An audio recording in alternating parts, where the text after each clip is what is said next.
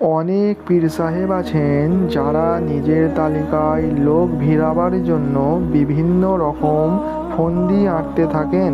এরূপ একজন পীর সাহেব নিজের পীরগিরি প্রচারের জন্য এক মিথ্যা কেরামতির ব্যবস্থা করলেন। তিনি সেজেগুজে এক নতুন রাজ্যে প্রবেশ করলেন। তার শিষ্যকে কাফনের কাপড় পরিধান করিয়ে লাশবাহী খাটে শুইয়ে দিলেন। মরা কান্না কাঁদার জন্য কয়েকজন লোক ঠিক করলেন। এরপর জানাজা পড়ার জন্য লোকজন ডাকা হলো। বিশাল জনতা যখন জানাজা নামাজ পড়ার জন্য অপেক্ষা করছে, তখন পীর সাহেব হঠাৎ করে খাটের কাছে গিয়ে হাজির হলেন এবং লাশকে লক্ষ্য করে বলল, কুম বি ইজনিল্লাহ, অর্থাৎ আল্লাহর ইচ্ছায় উঠো।